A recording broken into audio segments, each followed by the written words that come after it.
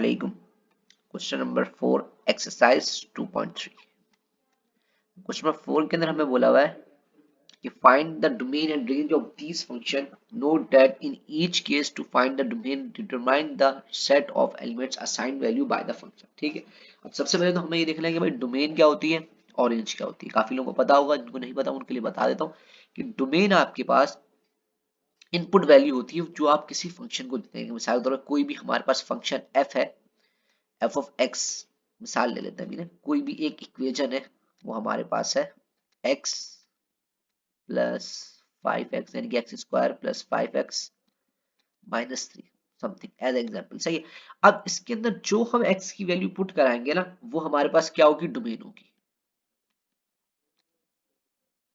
सही है, और जो हमें इसका आंसर मिलेगा, यानी कि मिसाल के तौर पर यहाँ मैं x की वैल्यू 2 पुट कराता हूँ और 2 पुट कराने के नतीजे में ये हो जाएगा 4, ये हो जाएगा 10। 4 और 10 14 हो जाएगा, 14 में से 3 चला जाएगा, 11 बचेगा। तो 11 जो आएगा वो आपकी क्या होगी, रेंज हो जाएगी। बात समझ में आई आपको? सही है, तो इस केस के अंदर भी हमें कुछ इस तरह की चीजें बतानी है कि भाई आपके पास डोमेन क्या होती है और रेंज क्या होती है। क्वेश्चन नंबर 4, 5 और 6 के अंदर आपने सेम ही काम करना है। ठीक है, देखिए क्वेश्चन हमारे पास आया था, पार्ट है इसका, the function that assign to each non-negative integer its last digit। सही, अब क्या कह रहे हैं कि भाई एक फंक्शन को असाइन करी जा रही है वैल्यू नॉन नेगेटिव। अब नॉन नेगेटिव से क्या पता चलता है कि डोमेन आपकी क्या होगी, जीरो से स्टार्ट होगी। नॉन नेगेटिव क्या मतलब होता है, जीरो से स्टार्ट होना और इन्फिनिटी तक पहुंच सकते हो। क्या लिखा बता हुआ, the domain is a set of non negative integers.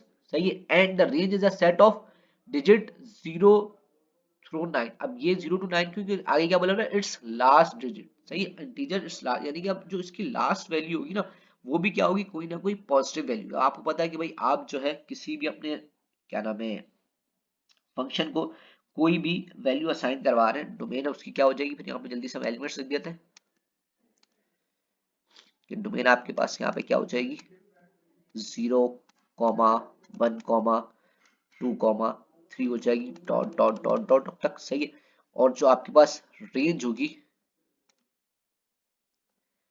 Range आपके पास क्या आ जाएगी, 0 से लेकर 1, 2, 3, 4 डॉट डॉट डॉट 9 तक। यानी कि इनकी जो लास्ट डिजिट होगी ना, इट्स लास्ट डिजिट की बात हो रही है। सही है, अब वो क्या होगी, आपके पास रेंज होगी इसकी। यानी कि मिसाल के तौर पे कोई भी फंक्शन का डोमेन में से हम कोई भी इसको वैल्यू असाइन करेंगे और मेरे पास जो है ना आंसर समथिंग कुछ भी आ जाए, जैसे मिसाल के तौर पे 3, 6, 8, 9 आ जाए, जो लास्ट वैल्यू होगी ना, जो लास्ट वैल्यू वो तो इस रेंज में ही लाई कर रही होगी ना, 0 से 9 तक की। अब बात समझ में आ गई होगी। ठीक है, बस ये बात थी इसकी। अच्छा, उसके बाद इसका नेक्स्ट पार्ट है, पार्ट बी के अंदर उन्होंने बोला हुआ है आपके पास जो है, the function that assign the next largest integer to a positive integer. अब बोले कि भाई जो फंक्शन को असाइन करी जा रही है ना वैल्यू, उसके बाद जो नंबर आ रहा है वो क्या आ रहा है, लार्जर होगा उससे। किस तरीके से देखिएगा अभी। अब यहाँ लिखे the set in the domain is the set of positive integer, कि भाई पॉजिटिव की बात होती है यहाँ पे। The function that assign the next larger integer और टू अ पॉजिटिव इंटीजर। सही है, एक पॉजिटिव इंटीजर को हम एक असाइन करते हैं नंबर, वो आपके पास डोमेन हो गई। सही है, उसके बाद जो हमें इसका आंसर मिल रहा होगा वो क्या मिल रहा होगा, लार्जर होगा इससे। And the range is the set of integer greater than 1। अब 1 ग्रेटर देन 1 मैंने क्यों बोली, अब आपको इसको मैं क्लियर कर देता हूँ बिल्कुल अच्छे से ना। भाई देखिए डोमेन आपके पास आ गई, आपने डोमेन बोल दिया कि भाई आपके पास जो है डोमेन है पॉजिटिव इंटीजर है। पॉजिटिव इंटीजर क्या होगी, 1, 2, 3 सो ऑन। सही है, ये वैल्यू चली गई। अच्छा, बात क्या बोली, next larger integer to a positive integer, ये बात बोल दी। अब फॉर ईच पॉजिटिव इंटीजर, आपके पास अगर कोई भी पॉजिटिव इंटीजर n है, सही है, उसके अंदर आप कह रहे हैं कि आपके पास क्या होनी चाहिए, लार्जर होना चाहिए उससे। मिसाल को ये कोई भी डोमेन मेरे पास n आ जाती है, अगर मैं लार्जर बोलूंगा तो n+1 कर दूंगा। सही है, इसका मतलब है जो मुझे रेंज मिल रही होगी, जो मेरी रेंज स्टार्ट हो रही होगी, अगर मैं 1 असाइन करूंगा तो मुझे रेंज मिलेगी 2, 2 असाइन करूंगा तो मुझे रेंज मिलेगी 3, 4 में पुट कराऊंगा तो मुझे रेंज मिले 3 पुट कराऊंगा तो रेंज 4 मिलेगी, 5 मिलेगी, समथिंग इस तरीके से डॉट डॉट डॉट चलती जाएगी कहानी। अब हो सकता है आपको बात समझ में आ गई। सही, थोड़ा सा कॉम्प्लिकेटेड था लेकिन क्वेश्चन नंबर 4 समझ लेंगे, 5, 6 खुद कर लेंगे इंशाल्लाह।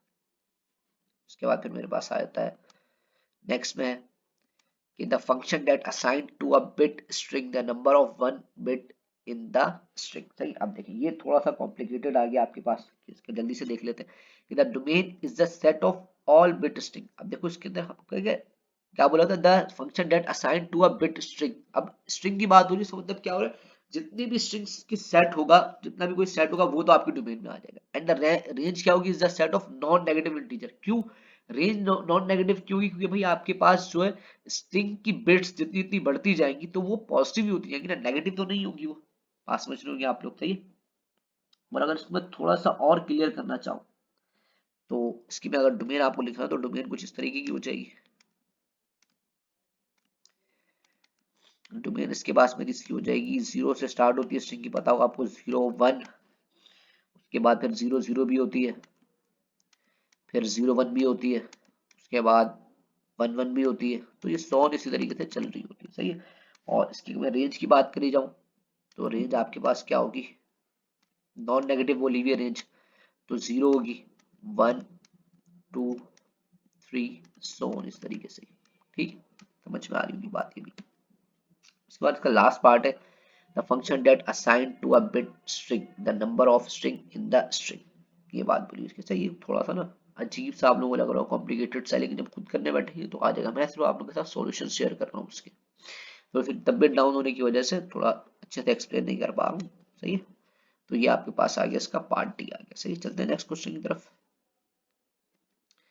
अच्छा भाई, ये क्वेश्चन नंबर 5 है, सही है। देख लें, इसके सारे सॉल्यूशंस मैंने आप लोगों के साथ शेयर करे हुए।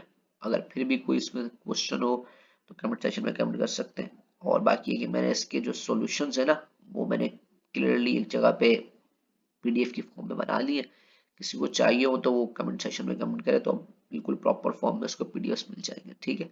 आपको इवन जो इवन सॉल्यूशंस होंगे, इवन क्वेश्चंस के सॉल्यूशन वो भी मिल जाएंगे आप लोगों को। और ऑड के तो वैसे भी बुक में आंसर गिवन, लेकिन आपको उसके सॉल्यूशंस भी मिल जाएंगे, सही है। मिलते हैं नेक्स्ट वीडियो के अंदर, जब तक के लिए अल्लाह हाफिज़।